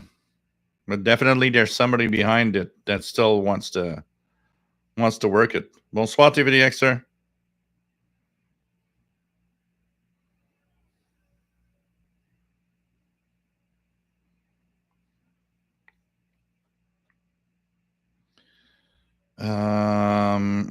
Mike WX50, neutral bomb was sexy, or at least the neutron dance was. Lord Kitchener, where do I need to be looking for an antenna for my Yaesu 991A? I only have tech license privileges. Looking to put on the side of cabin, maybe attached to some sort of mount. Something simple. Something simple. If you have a tree or anything near that you can hang it up to, look for an end-fed antenna. Mine that I got is somebody has sent it to me. It's rated 40 to 6 meters, and works great. Actually, I've contacted Europe with many stations, and it's about 60 feet long. If you could put, that's kind of one of the simple things you can do.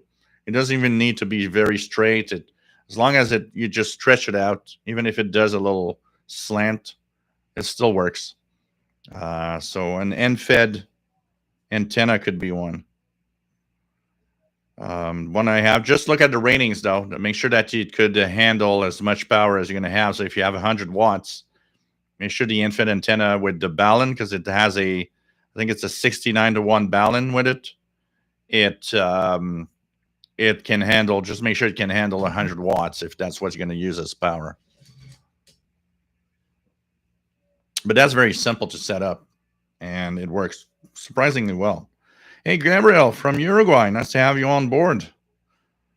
Love that picture you posted with the text and receiver and the mist and everything. It was crazy good. Radio Van at Cuba is 6,000 kilohertz in English. That's John Beckham. And Dana Carvey with the church lady. That was good. The church lady. Remember that from when it was from Saturday Night Live when I was a teenager.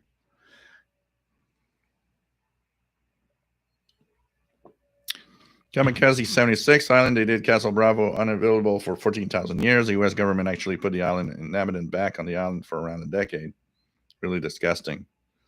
Yeah, and they that test actually created a lot of problems. The winds were in the same direction, so there was some fishing fleet near that actually got radiation burns. That was crazy shit.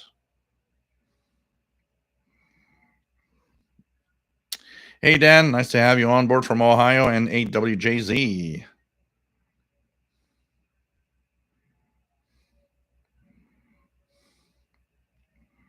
Yeah, electromagnetic pulse effects is very serious. John, K6RXD, nice to have you on board.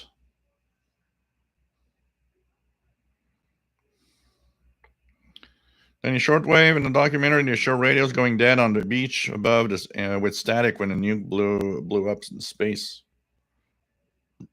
Man, crazy. VT radio, yeah, VT radio. 6925 was the Peskies. Kevin Michael, Castle Bravo, Barry Bats, see the movie Nightbreaker.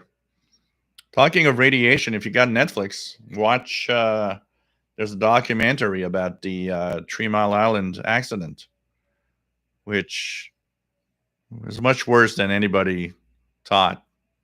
And it was almost, it came close to being a Chernobyl in its own in the U.S. Check the documentary. It's really, really good. I watched it twice to make sure I see all the details of 3 Mile Island. Oh, you were on AM before. Yeah, it's upper sideband 6928. The Hee-Haw Donkey. Looks like Rudolph. I don't know. I don't know what it was.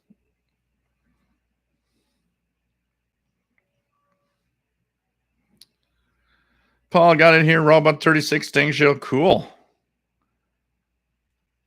VT Radio. When Pastor Scott is done with his sermon, she will play a replay of one of her late husband, Dr. Scott. He has a booming, scary voice. Yeah, but it's not that. It's a female voice. And think about using a background almost like Halloween theme and scaring us with how we're going to go to hell because we're not doing what it takes to be good people. It's crazy scary the way it's done. And I'm sure it's done scary to scare out people. When 1960, nice to have you here. Yeah, 99 Love Balloons. For those that don't know the story behind that song, it's a song of how a gang buys balloons for fun and send them in the air, and that there's a reaction because the radars and the military think that it might be, military, and they're ready to launch the bombs and everything. Francis, I used to run a lot, and running in the UK, the Chernobyl accident happened. Sheep in Yorkshire were contaminated with fallout, had to be destroyed. The pasture was also contaminated. Kevin Michael, 6928, playing Pink Floyd, Wish You Were Here. Did not get the SSTV signal. Yeah, I watched the Chernobyl documentary on HBO. Pretty good documentary. Amazing. And, makes us realize how we were all guinea pigs and that, we got to trust these people with that. Pretty crazy. The name is Siha. It was a sketchy comedy variety show for extremely white people in the 70s. Wow. Okay. Any Shortwave. Yeah, 3 Mile Island almost got out of hand. Seen that documentary. Don's Locks, VK1DON. The U.S. needs to remove that dead dome they left at Bikini Atoll. You know, I think the biggest shame on any country is that you take some place around the world, you do your test, your crap, and then you just leave it. No cleanup, no doing anything about it. We just screwed that spot. That's fine. And it's not just the U.S. Look at Russia and everywhere. They do all that crap, and it's like, yeah.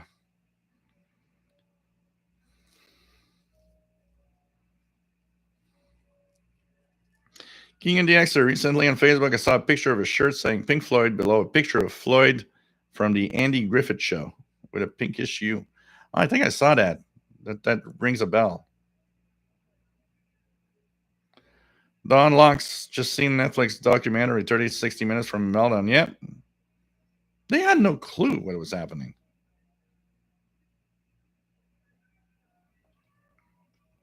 Cool win 1960. Hope everything's all right from now on. And more radio. You need more radio.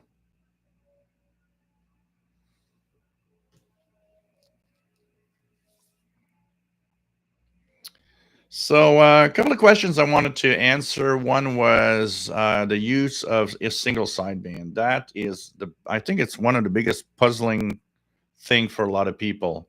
We have upper lower sideband when we listen to sideband signals. And a lot of people have a hard time. When do I use upper or lower sideband? As a general rule, just remember this. In the amateur radio bands, you will be upper sideband on 20 meters and above, or above 10 megahertz, if you want. And the 40-meter band and below will be lower sideband, except for one little rule that's broken. It's the 60-meter, 5 or 6 channels that are in upper sideband. But the general rule, above 10 megahertz, up, below 10 megahertz, lower, for amateur radio only. For the rest, 90% of everything that is single sideband, exceptions to the rule. We had the Peskies, the Fishermen. They're still there right now, by the way. 6925. That's lower sideband. There are exceptions to the rule, but 90% utility, everything is upper side.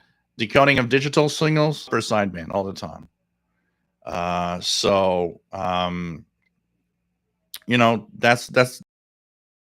band.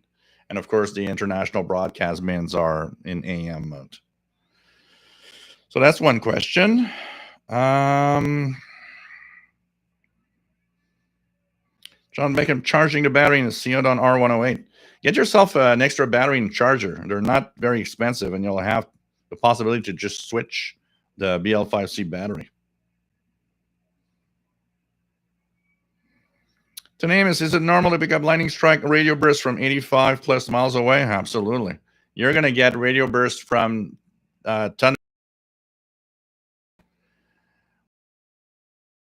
static from the lightning strikes. It propagates just like a shortwave signal. It might actually bounce off the ionosphere. So you can have several hundreds kilometers away. Depending on the frequency you're listening to, it'll further away. The higher the frequency, you hear the static from a strike, the further away the thunderstorm is. And that is normal. Every strike creates an RF signal to it. Kevin Michael, will VHF Marine be going away? Well, to communicate line of sight to every boat and everything around you. So I don't think that VHF Marine would be going away anytime soon. Here, I know that there's a lot of activity. There's the Port of Montreal. There's the General Port also, and there's the St. Lawrence Seaway. And there definitely is a from the different boats and the Coast Guard here. Mark Fisher, nice to have you on board from Illinois.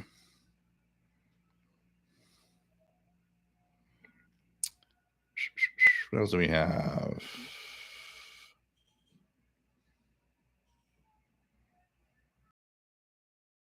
Your question yesterday or this morning. So, you know, a single sideband is, I mean, you know, it's always kind of a little complex to sometimes know. And so, you know, just think about the upper part of the ham bands, upper sideband, lower part, lower sideband. There's the international broadcast bands are in AM mode, but everything else, more than 95%, you'll always want to be in upper sideband. Like I said, with a few exceptions to the rule here and there that will pop up.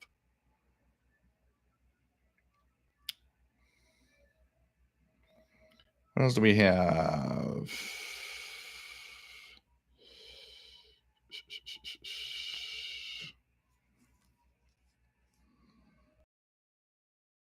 I guess for your well-deserved holiday, if yes. No, it's a Saturday. Saturday, I will be on. Saturday, I will be on the live stream for the last show. So this coming Saturday is going to be, and I'll repeat it now because there's more people. There's going to be before my vacation this coming up, and this is going to be the last broadcast before I come back on 17th. This coming Saturday is going to be the card show. So this is what's going to happen. Probably some here. I've got no problem. The stream is green here, so I got nothing here. So maybe something is happening with YouTube as in the streaming stuff for sure. What else do we have? Yeah, kind of. Lightning does cause electromagnetic pulses. Absolutely. Not as strong as a nuclear bomb, but it definitely creates an electromagnetic pulse. And this is actually what damages a lot of equipment. A lightning strike doesn't need to be. Oh.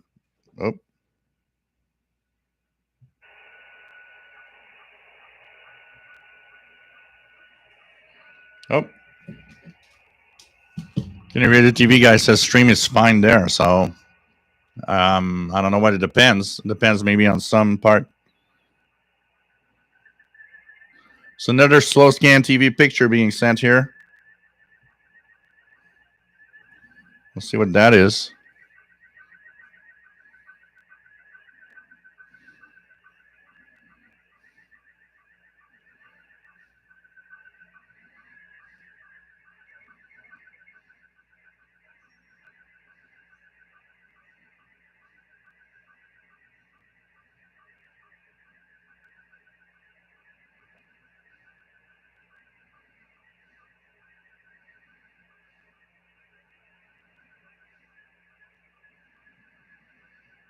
Just click the search in Windows 10 VT Radio and type SSTV. It's going to show up. Okay, it's kind of distorted here. There's a face of somebody.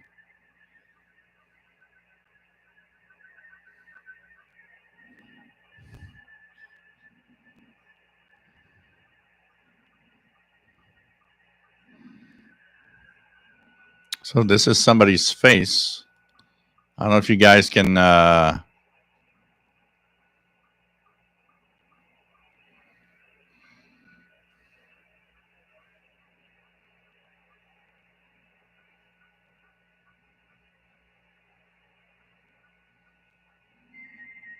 very noisy to code here. I don't know if anybody got that SSTV better than I did, but that there was a part that was not bad at all. Then it went a little more noisy. on the software. So 6928 upper sideband, that pirate station.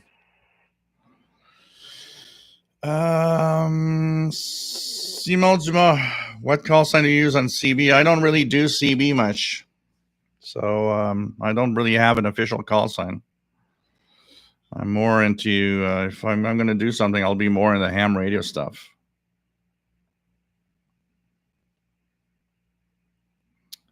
What else do we have?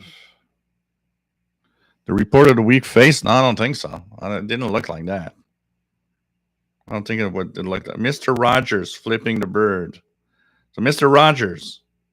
Oh, that would be, yeah, maybe Mr. Rogers. Okay. John Beckham was listening to some CB skip on my radio the other day, and it brought back memories when I was in base station ground plane antenna back in the day. Oh, man.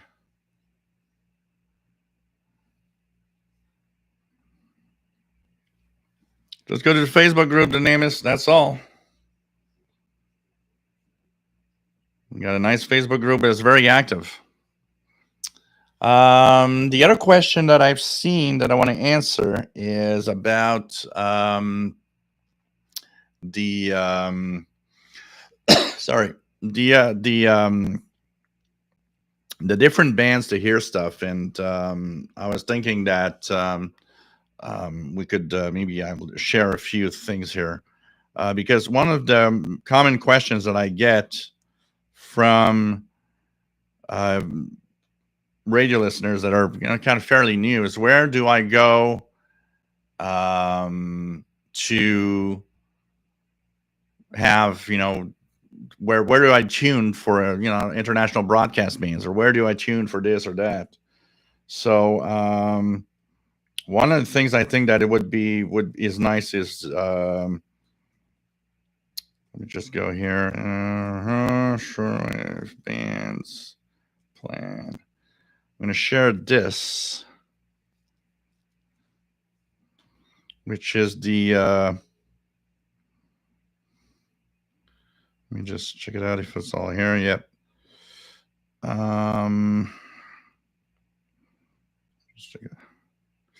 Shortwave allocations is, I think, the best to share here.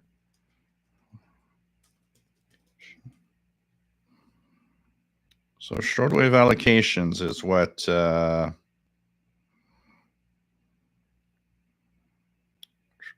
me check here if I have one that could be.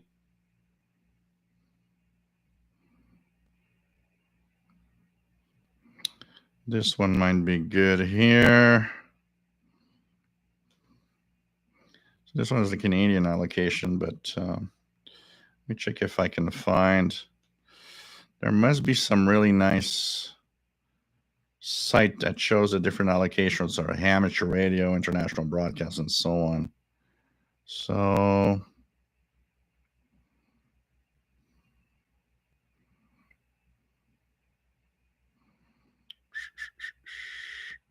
you had one the other day that was nice, and I'm trying to find it again.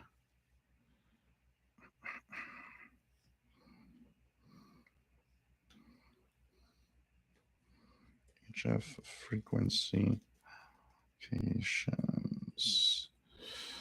And I forgot about it. Darn it. Maybe here. Band table. What about this? Okay, this. No. Frequency allocations.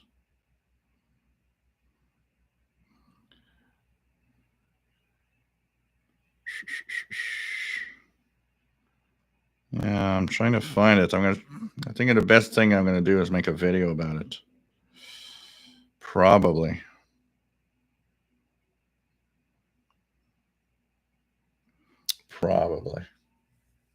Take care, VT Radio, Paul. Nice to have you here. Come back Saturday for the last show before I take my vacation.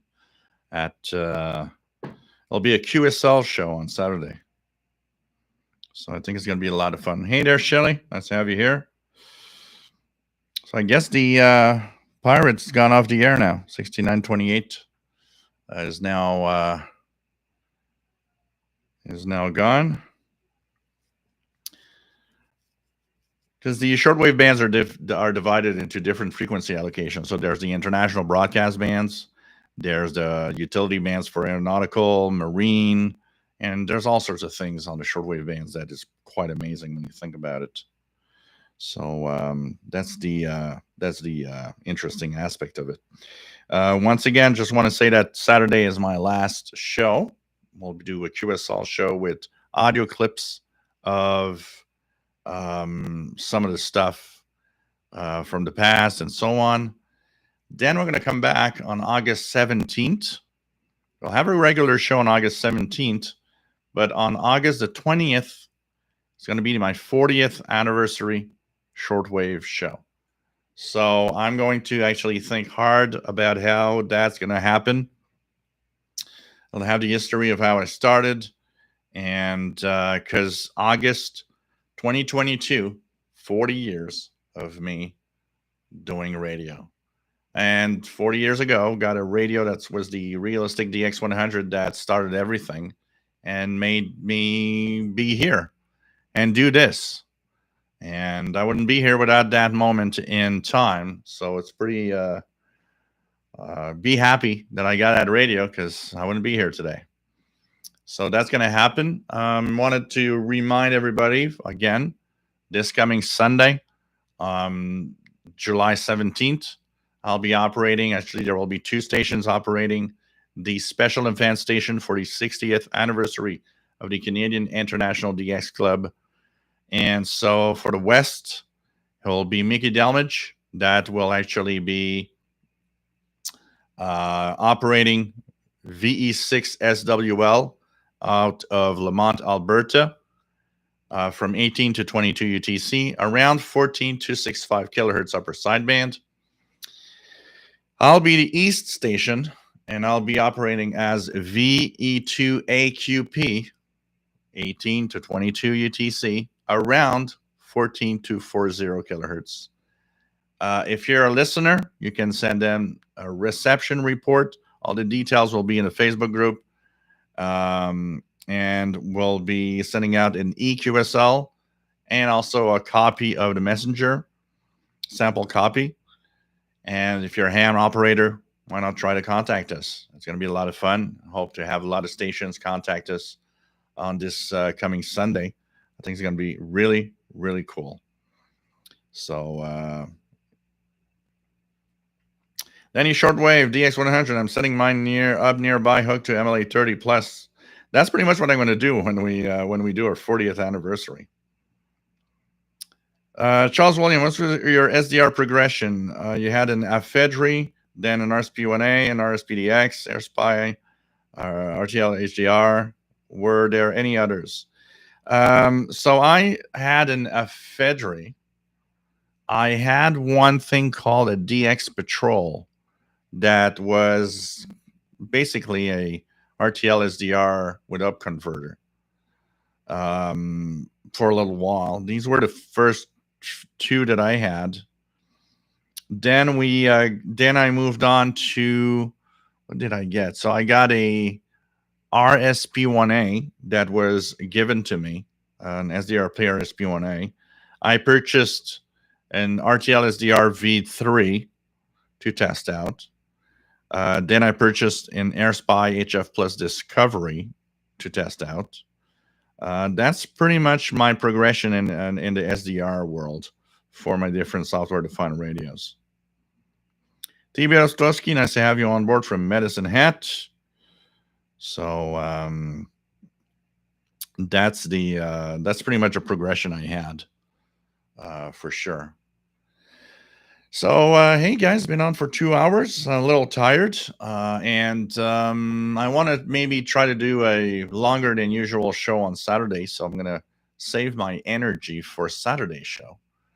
And we're going to, of course, have the special QSL show, where we're going to talk about, show the QSL cards from the past and present that I have some audio clips, and have some good times before I actually get into my little vacation of a month, We'll be back then in August 17th with a regular show, and the August 20th show, which will be the 40th anniversary of this guy being on the shortwave radio, and the reason I'm here.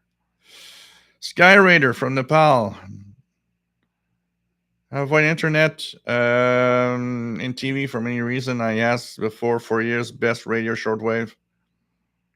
BBC News on PL 380. Cool. Cool. Nice to have all of that. So take care, everybody. Have a great rest of the evening. I'll be listening to the radio a little bit more today. I'm in the radio mood tonight, so I think it's going to be a lot of fun to check that out. And see you Saturday. And hope that you enjoyed what we had today. Thanks for the tip for those that gave me a little tip today. And see you Saturday, 20 hours UTC, for our next show. Bye-bye.